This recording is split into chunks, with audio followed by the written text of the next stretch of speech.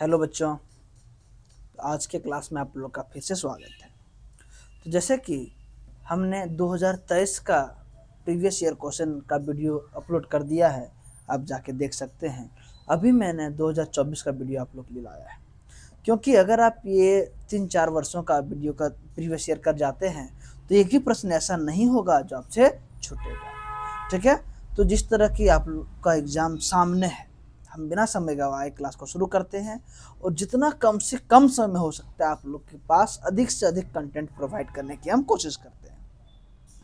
तो चलिए हम बिना समय गवाए इस क्लास को शुरू करते हैं और देखते हैं कि आज की क्लास से क्या कुछ हम आपको सिखा पाते हैं। ठीक है, तो ये सब इंस्ट्रक्शन रहेगा, एग्जाम में पढ़ लीजिएगा। 4 सेक्शन में जो आपका है सारे के सारे। चलिए आज का पहला प्रश्न लेते हैं। आज का पहला प्रश्न है बच्चों, देखिए, हाँ, एक ऊपर इंग्लिश है, नीचे हिंदी है, तो हम हिंदी को प्राथमिकता देंगे। आप इंग्लिश वाले ऊपर देख जाइएगा एक बार, है ना, ध्यान से। ठीक है, तो आज का पहला क्वेश्चन लेते हैं कि एंथ्रोपोजोग्राफी किसकी लिखी है। तो जो ये एंथ्रो है ना, एंथ्रोपोजोग्राफी है, ये पुस्तक लिखा गया है फ्रेडरिक रेटजेल के द्वारा। किसके द्वारा? फ्रेडरिक रेटजेल के द्वारा लिखा गया है बच्चों, ध्यान दीजिएगा।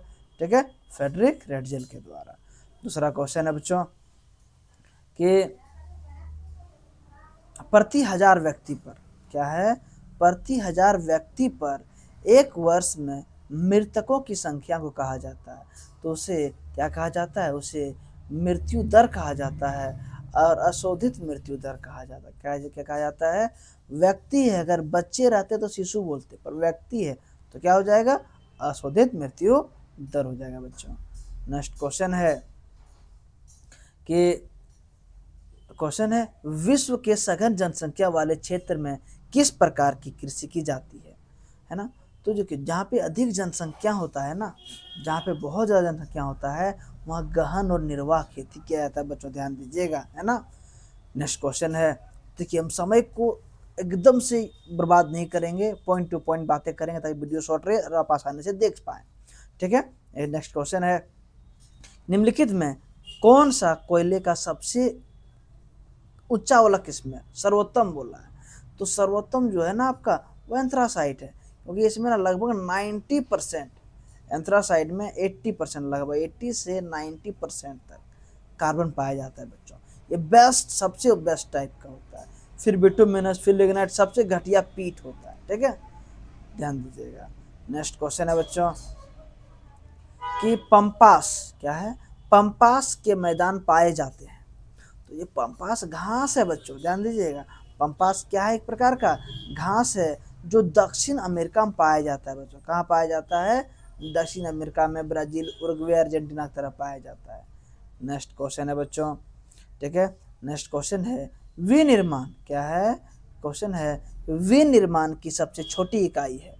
तो विनिर्माण की जो सबसे छोटी इकाई होता है ना, उसको कुटीर उद्योग बोलते हैं। जो घरों में छोटे छोटे काम करते हैं ना, महिलाएं पुरुष करते हैं घर से, उससे कहते हैं कुटीर उद्योग कहते हैं बच्चों। नेक्स्ट क्वेश्चन है कि वे क्रियाकलाप जिसमें तैयार वस्तुओं का उत्पादन व निर्माण नहीं होता है ना, क्या, जिसमें निर्माण नहीं होता है बोला है। तो जब निर्माण नहीं होता है तो क्या होता है? वो किस में आता है? प्राथमिक में, द्वितीय में, तृतीय में, किस में आता है? जब निर्माण नहीं होगा वो तृतीय में जाएगा, एक तरह से किस में जाएगा? पर चतुर्थ भी ऑप्शन है। तो चतुर्थ क्रियाकलाप पढ़े हैं क्या? प्राथमिक, द्वितीय और तृतीय ही तो होता है। ठीक है, तो तृतीय हो जाएगा, ध्यान दीजिएगा। नेक्स्ट क्वेश्चन है कि पर्यटन उदाहरण है। तो पर्यटन किसका उदाहरण है? प्रथम, द्वितीय की तृतीय। तो प्रथम जानते थे खेती गृहस्थी पशुपालन ये सब से है ना। द्वितीय जो उसका रिफॉर्मर होता है, और तृतीय बिजनेस वगैरह जॉब वगैरह है ना।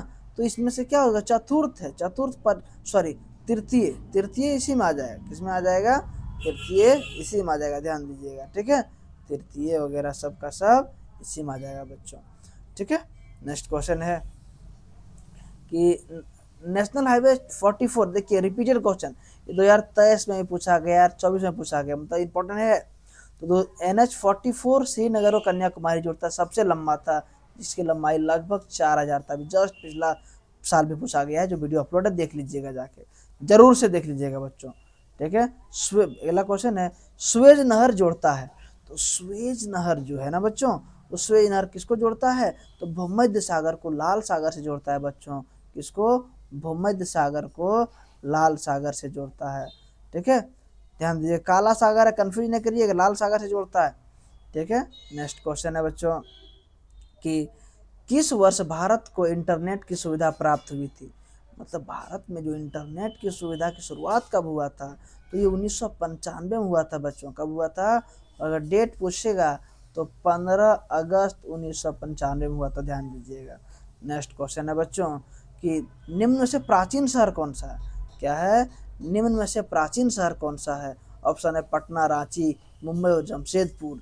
तो देखिए, इनमें से अगर देखेंगे हम तो सबसे पुराना कौन है आपका? पटना है बच्चों। कौन है? पटना है। नेक्स्ट क्वेश्चन है बच्चों कि चाय उत्पादक देश क्या है? चाय उत्पादक प्रदेश। तो चाय उत्पादक प्रदेश जो है हम जानते हैं पहाड़ी इलाका में होता है, जैसे असम हो गया, पश्चिम बंगाल हो गया, केरल हो गया। तो ऐसा कोई ऑप्शन में है क्या? देखिए, दार्जिलिंग, हाँ ये पश्चिम बंगाल में है, जलपाईगुड़ी और कुची बिहार, है ना, इनमें से सभी आपका एक तरह से हो जाएगा। ध्यान दीजिएगा, चाय उत्पादन में। लेकिन एक तरह से चाय से बोला है ना, तो दार्जिलिंग को मारिएगा, गलत हो जाएगा फिर। ठीक है, दार्जिलिंग हो जाएगा आपका। नेक्स्ट क्वेश्चन है बच्चों कि शुष्क कृषि भूमि के अंतर्गत किस प्रकार की फसलें पाई जाती है? तो शुष्क कृषि में बोला है बच्चों। तो शुष्क कृषि में ना अधिकतर जो पाया जाने वाला फसल होता है, जैसे गेहूँ, चावल, मक्का, है ना, ये सारे होते हैं। ठीक है, तो यहाँ पे क्या हो जाएगा आपका? एक तरह से शुष्क कृषि, मतलब जहाँ पे पानी का थोड़ा कम लगता है। तो इनमें से क्या हो जाएगा? बाजरा आपका हो जाएगा, ध्यान दीजिएगा। ठीक है, लेकिन शुष्क कृषि बोला है। 1 मिनट, क्वेश्चन गलत भी हो सकता है, ध्यान दीजिएगा थोड़ा सा। ठीक है, शुष्क कृषि का बात किया है। 1 मिनट, शुष्क कृषि भूमि के अंतर्गत किस प्रकार की फसलें उगाई जाती है? क्वेश्चन तो ये था हमारा। ठीक है, तो ऑप्शन में आपका जूट है पहला। दूसरा क्या है? दूसरा है इसमें ना ज़्यादा नगदी फसल आते हैं बच्चे, ध्यान दीजिएगा। ठीक है, बाजरा सही हो जाएगा, कोई दिक्कत नहीं है। नेक्स्ट क्वेश्चन है बच्चों कि निम्नलिखित में कौन सा कार्यक्रम जल संभर विकास परियोजना? क्या है? निम्नलिखित में से कौन से कार्यक्रम जल संभर विकास परियोजना से संबंधित है? तो जो जल संभर विकास परियोजना है ना, ये किससे संबंधित है? तो ये क्या हरियाली से है, या आपका नीरू मेरू से है, या अरवारी पानी से? इनमें सभी से। तो हरियाली से। किससे है बच्चों? हरियाली से।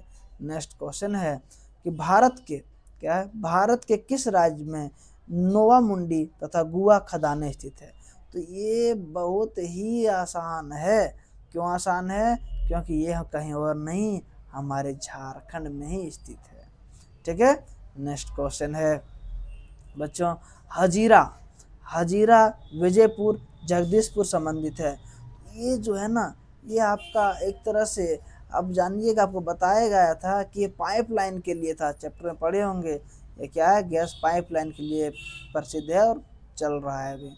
नेक्स्ट क्वेश्चन है बच्चों कि किस देश की, क्वेश्चन क्या है, किस देश की सहायता से बोकारो इस्पात संयंत्र की स्थापना की गई थी? तो वो सोवियत संघ से। किससे था वो? सोवियत संघ से था बच्चों। नेक्स्ट क्वेश्चन है बच्चों कि दक्षिण भारत का मैनचेस्टर, देखिए पिछला वर्ष पूछा गया था सिर्फ भारत का मैनचेस्टर तो अहमदाबाद था। यहाँ क्या है कि दक्षिण भारत का मैनचेस्टर किस शहर को कहा जाता है? तो दक्षिण भारत का है बच्चों, ध्यान दीजिएगा। तो ये कोयम्बटूर है जो तमिलनाडु में है। कहाँ है ये? तमिलनाडु में है, ध्यान दीजिएगा, है ना, कोयम्बटूर।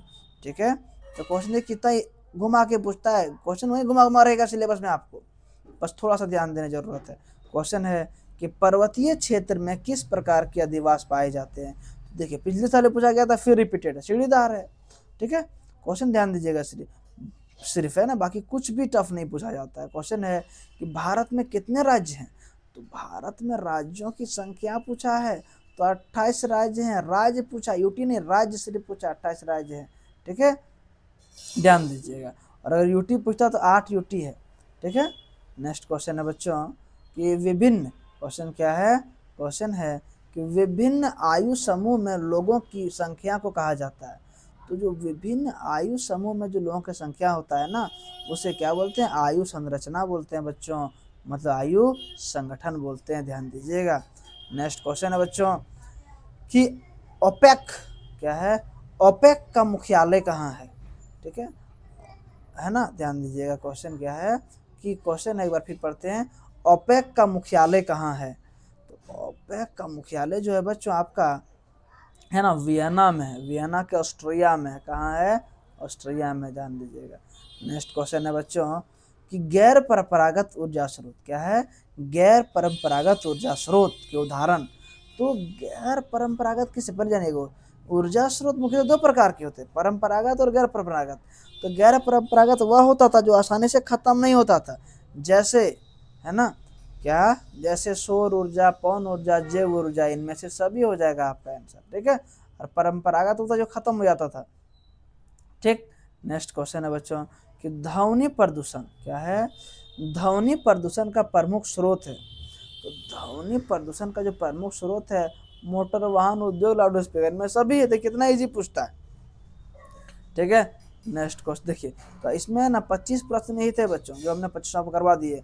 आएगा प्रश्न जो आपका शॉर्ट क्वेश्चन है, साक्षरता दर की परिभाषा कीजिए। ये सारे क्वेश्चन आप कर जाइएगा। ऋतु प्रवास क्या है ना। हम आज की वीडियो को इतना ही रखते हैं, क्योंकि मेरा मेन मोटो था आपका ऑब्जेक्टिव को मजबूत करना, जो हमने वीडियो दोनों साल का करवा दिया, और पिछले 5 वर्ष का वीडियो अपलोड है, आप जाके देख सकते हैं बच्चों, है ना।